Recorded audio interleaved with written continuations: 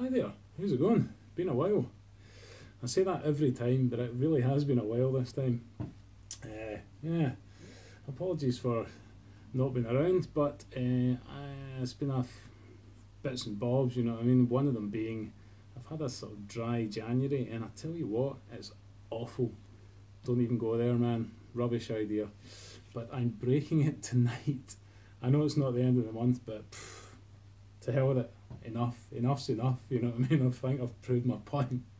So, yeah, this is a review of another Muntons kit. As you probably know, I'm a big fan of the IPA kit. But I thought I would try something else from the range, you know what I mean, the sort of handcrafted range.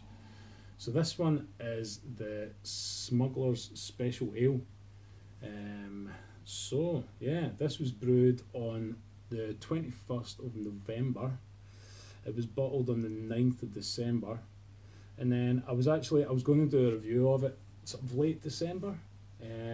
But it'd been in the bottle a couple of weeks and I tried it. And to be honest, it still had a bit of a sweet edge to it.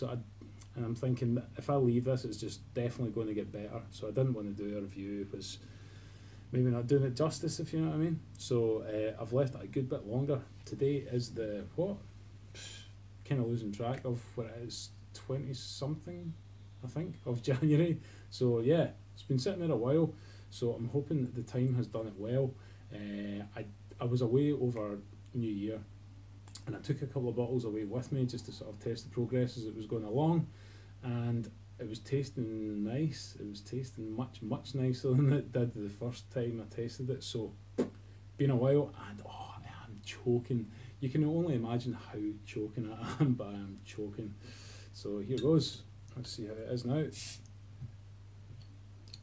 Sounds decent on the carbonation front anyway. I've just gone for a pretty sort of standard glass. It's an ale. There's no sort of bells and whistles to this one really. It's just a 2-can kit. There's no hop additions. It's pre-hopped. It's all just 2 cans and off you go. So let's see how it's looking now. Quite excited, as you can imagine, on so many levels. So just give it a wee bit more aggro. I didn't overcarb it, I don't think, because it was just like a sort of ale style, so I didn't really want to have a crazy amount of carbonation on it. So let's see how it goes. Well,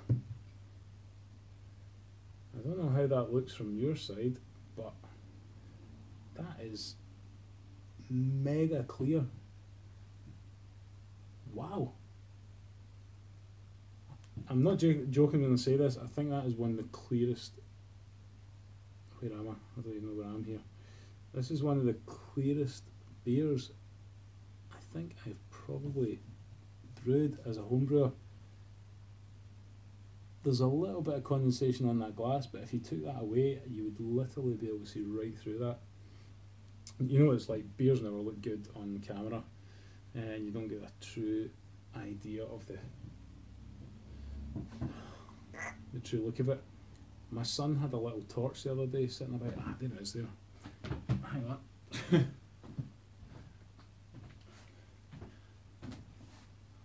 Dora the Explorer torch. Is that for a touch of class? So let's see if we can get a wee bit of light through this and see if we get a better idea. Probably not. But I can assure you that is super clear, man. The old Dora the Explorer torch maybe doesn't kick out that many watts or whatever it is they give out. But anyway, here we go. So it looks pretty well carbed.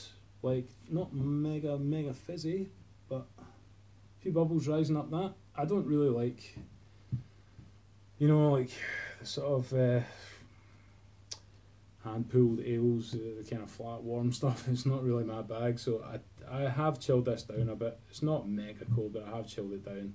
And I do like a little bit of carbonation in my beers, so that's what I went for, and it looks like it's worked out pretty well. Oh, you can only imagine. Here we go.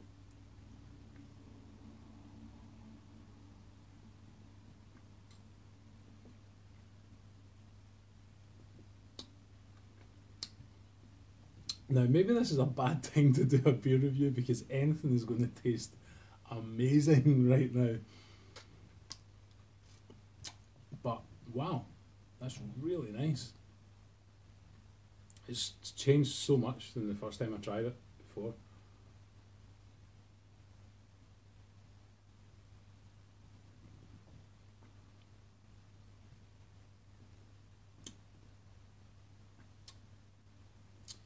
Wow. I'll be honest, this isn't the kind of beer that I would normally drink. I wouldn't really go into a pub and order this kind of thing. And I think it's just because I've got, as time's gone on, you know, it's like you kind of get a taste for hops. It's a bit like eating spicy food and you start having chilies and then you need more and more to sort of satisfy that craving that you've got. And it's a bit like that, I find, with hops, that over time kind of your palate requires more. So this is definitely not in the style. I'm probably more a light beer drinker, ales, pale ale, kind of IPA maybe, kind of style. Hoppy, this isn't really any of that, but I'll do my best to try and describe exactly what it is.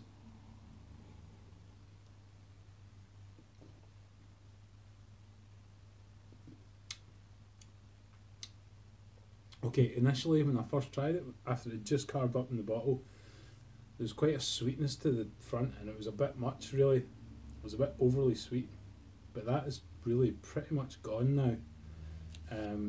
Is it still there at all?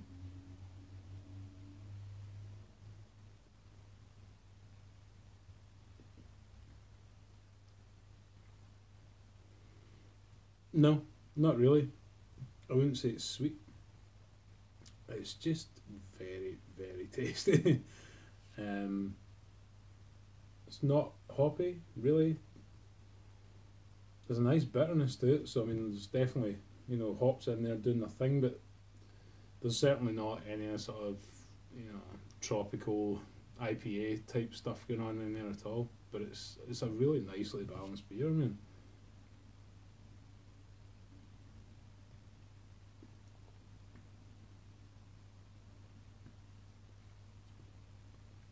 Nice amount of maltiness to it. Um, yeah, the bitterness is really good on it actually. It's a really nice level of bitterness. Mouth feels really nice on it as well actually. The mouth feels great. Um, this is a non-nucleated glass, so I thought that would probably fit the style better, but I mean a wee swirl of that and the head's back, you know, it's nice, man. It's definitely a winner. Right, well, I'll run through the sort of figures that you hit with it, and well, I hit with it anyway, to see, just to give you an idea. So it's a 23 litre batch. I got 38 pints out it. It's a 40 pint kit, but you always lose a bit with trub and drawing off samples and stuff like that.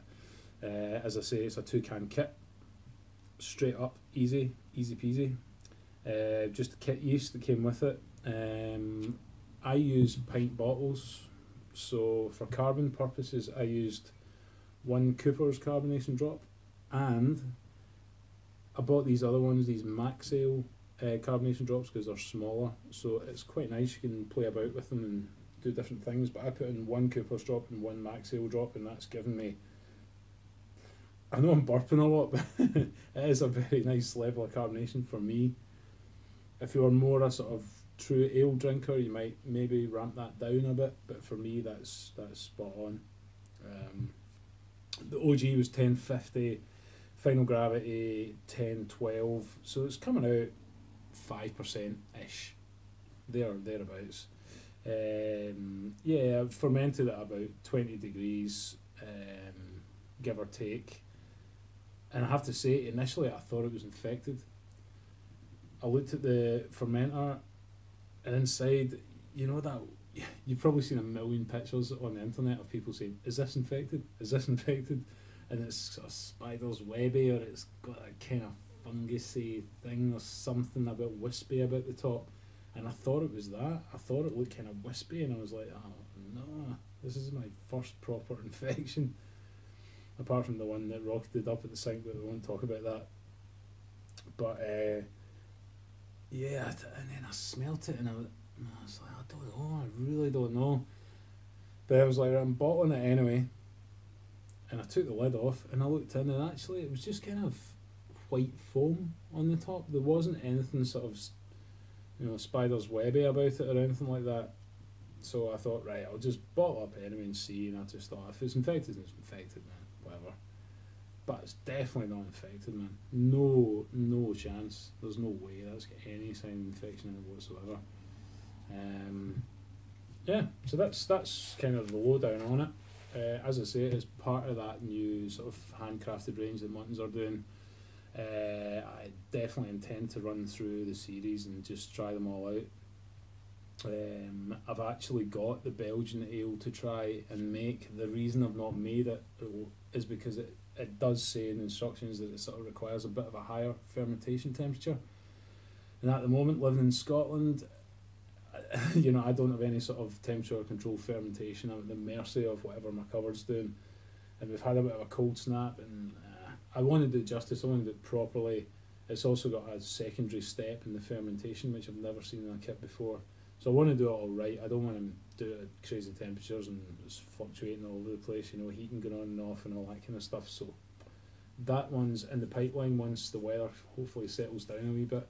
But at the moment, yeah, this is what I've got. So yeah, great beer, man. Great.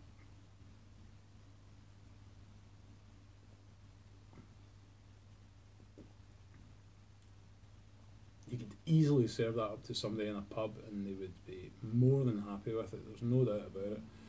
As I say, maybe not necessarily my normal go-to type of beer, but I have actually handed a few bottles of this around just to get a bit of a, heads up how people feel about it, that are maybe more that kind of into that kind of beer. So I gave 6 bottles of it to my father-in-law for Christmas. And he's a bit of a real ale kind of guy, and he absolutely loved it. I've given him a few beers in the past that have been a bit hoppier, and he's not really into that style. He's a bit more old school, and he really loved it. And in fact, he's probably going to bend my ear for some more.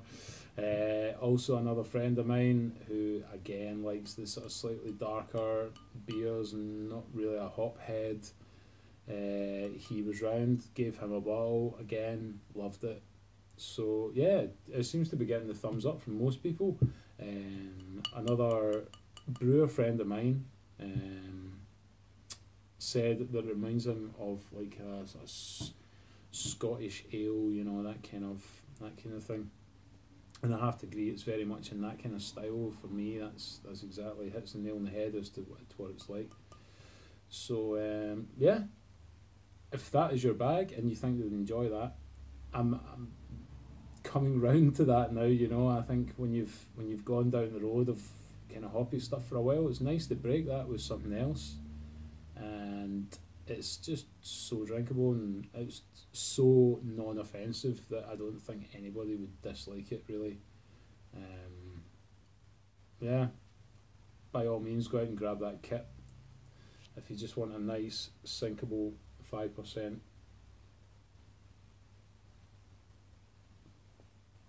Super tasty, clean, refreshing pint.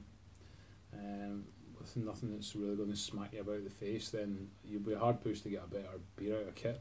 I would say, to be honest, that is a winner.